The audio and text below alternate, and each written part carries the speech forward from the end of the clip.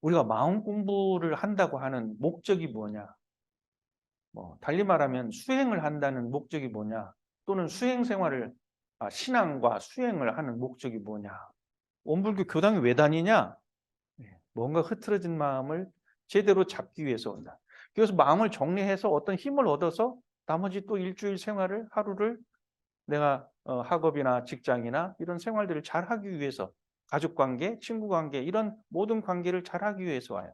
그러면은 나를 변화시키고 개선시키고 나를 마음을 정리하고 좀 더 나아지는 나를 만들기 위해서 오는데, 그것의 효과가 있어야 되지 않겠어요?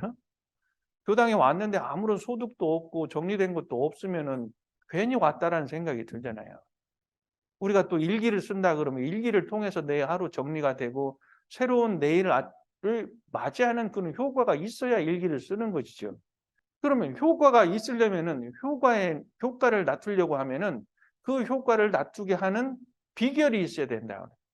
나의 마음을 안정시키고 지혜를 밝히고 또 바른 정의를 행동할 수 있는, 그렇게 되기 위한 어떻게 하면 되느냐, 그거죠. 이것이 핵심이에요. 그러나 내가 변화되는 것만큼 확실한 게 없단 말이에요. 그리고 내 주변이 변화되는 만큼 이런 것처럼 좋은 것이 없단 말이에요. 우리 종 목사님께서 그러시대. 세계 평화를 위해서는 세계 교화를 해야 된다. 우리나라가 평화로운 국가가 되려고 하면 우리나라에 이러한 그 변화가 될 수 있는, 사람의 마음을 개조시킬 수 있는 이런 교화를 해야 된다.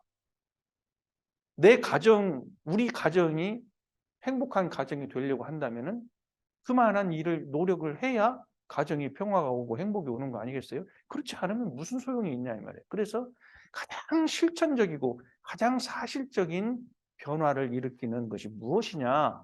제가 어떤 병이 있는가 하고 제가 최근에 발견을 했어요. 저희 정토가 어느 날 카톡으로 사진과 뭐 글을 보내면서 이거 좀, 그래 이제 그걸 보고는 이제 그 앱에 들어가서 그걸 찾는데 잘 못 찾겠어요. 뭐 비슷비슷한 거 해가지고 이건가 보다 하고는 이제 주문을 해서 보냈어요. 그 이제 주문했으니까 받으세요 하고 이제 보냈단 말이에요. 근데 그게 아니에요라고 이제 나한테 답변이 왔어요. 그러는 순간 내 마음이 두근거리더라고요. 헷갈리는 거야. 이 뇌에서 이제 막 이 갈등이 일어나는 거예요. 도대체 뭐야? 뭘 원하는 거지? 이게 아니면 뭐야?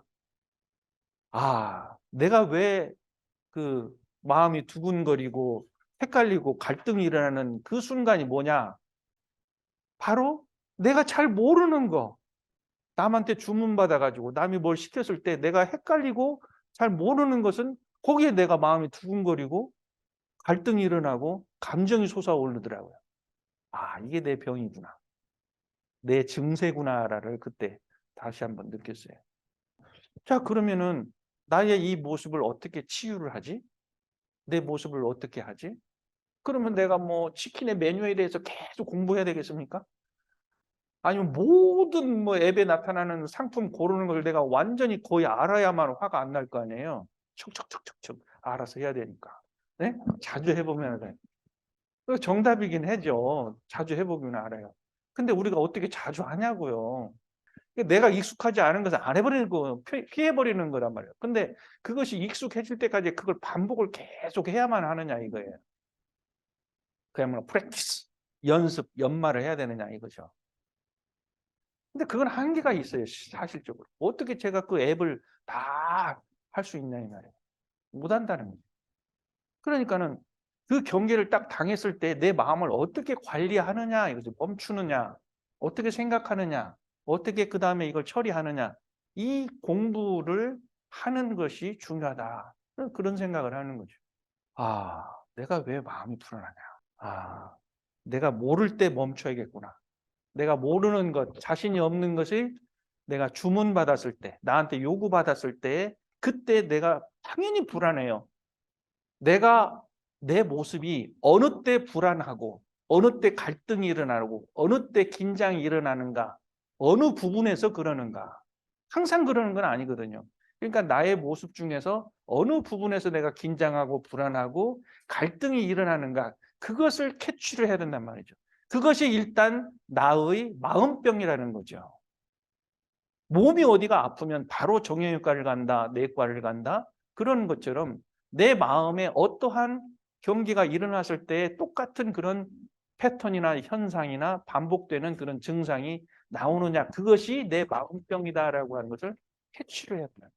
그것만 잡아서 주로 공부를 하게 되면 내 마음은 평상시에 편안해요. 근데 그걸 당했을 때, 경계를 당했을 때 내가 불안하고 힘들고 갈등이 일어나기 때문에 그것만 딱 잡아서 편안한 방법으로 만들 수 있다고 하면은 그것이 효과적이다 이 말이에요. 그것이 마음 공부를 제대로 짚고 제대로 치료를 한 것이다 그 말씀이에요. 우리는 그것을 크게 말하면 습관, 더 크게 말하면 그거를 업력이라고 해요.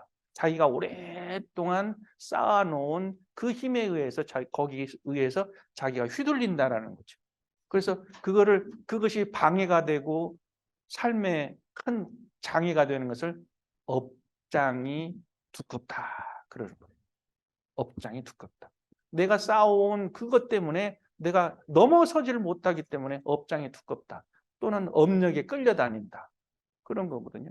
그것은 내가 오랜 세월, 오랜 생에 그것이 굳혀져 있기 때문에 그런 것이기 때문에 그걸 내가 뭐 전생에 돌아가기도 어렵고 그렇지만은 지금 내가 어떠한 것을 겪을 때에 그런 모습이 있느냐라는 것을 캐치해서 그것을 내가 주로 마음 공부의 대상으로 삼는 것이 중요하다. 이것이 효과적이다. 이것이 또 사실적인 공부이다. 라고 하는 것을 말씀드리겠습니다. 오늘 저희 말씀 여기서 마치겠습니다. 감사합니다.